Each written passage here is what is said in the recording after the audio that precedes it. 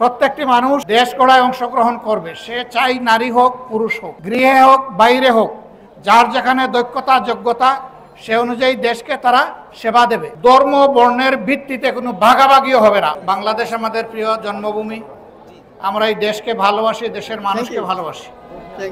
ভালোবাসার জায়গা থেকেই আমাদের সমস্ত কর্মকাণ্ড পরিচালিত হয় এবং এই কর্মকাণ্ডের ভিত্তি হচ্ছে আল্লাহ তাআলার প্রতি ভালোবাসা, কোরআন এবং সুন্নাহকে বুকে ধারণ করা।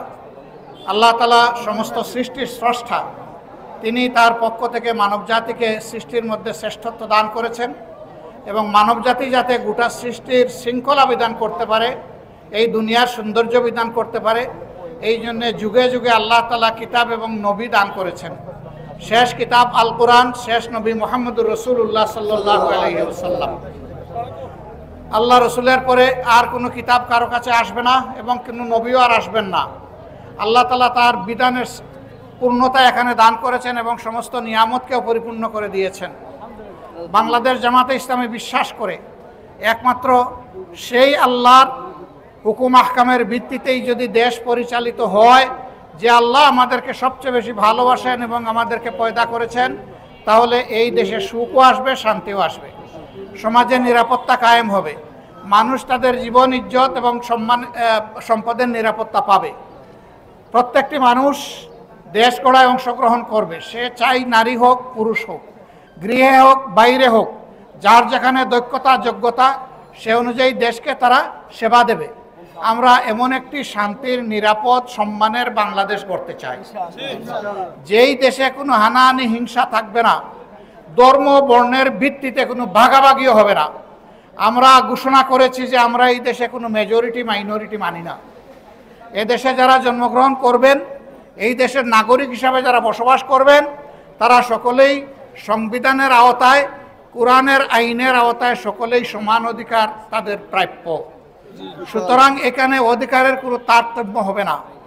অধিকারের জন্য লড়াই এবং সংগ্রাম, আন্দোলন এবং মিছিল করার প্রয়োজন হবে না। অধিকার রাষ্ট্র যারা পরিচালনা করবেন, তাদের দায়িত্ব যার অধিকার তার ঘরে পৌঁছে দেওয়া। আমরা এমন একটি শিক্ষা ব্যবস্থা চাই, যেই শিক্ষা ব্যবস্থা মানুষকে মানুষ হতে শেখায়, মানবজাতির প্রত্যেকটা সদস্যকে সম্মান এবং ভালোবাসতে শেখায়। আমরা সেই দায়বদ্ধ শিক্ষা ব্যবস্থা গড়ে তুলতে চাই এবং এই নৈতিক শিক্ষা শুধু নৈতিকতার মধ্যেই সীমাবদ্ধ থাকবে না।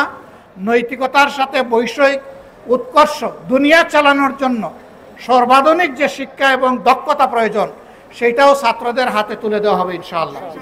একজন ছাত্র তার শিক্ষার পাঠ শেষ করার সাথে সাথে একটা মূল্যবান সার্টিফিকেট পাবে, তার সাথে একটা কাজ পেয়ে যাবে। বেকার হয়ে দাঁড়ে দাঁড়ে অফিসে, কার্যালয়ে, এই ইন্ডাস্ট্রি থেকে ওই ফ্যাক্টরিতে তাকে আর ঘুরতে হবে না। তার অফার লেটার কাজের তার শিক্ষা প্রতিষ্ঠানের মাধ্যমেই তার কাছে চলে আসবে।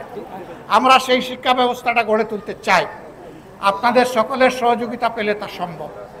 53 বছর যারা বিভিন্নভাবে দেশ শাসন করেছেন, তাদের যা দেওয়ার তারা দিয়েছেন। তারা শাসন দিয়েছেন না দুঃশাসন দিয়েছেন, সেটার সাক্ষী জনগণ। আমি এই ব্যাপারে কিছু বলতে চাই। আমাদেরকে একবার আপনারা সুযোগ দেন, আমরা কথা দিচ্ছি আল্লাহকে ভয় করে এই দেশের মানুষের সেবা করব ইনশাআল্লাহ। আমরা আল্লাহ ছাড়া কোনো ব্যক্তিকে, দুনিয়ার কোনো শক্তিকে আমরা ভয় করব না। ভয় করব শুধু আল্লাহ তাআলাকে।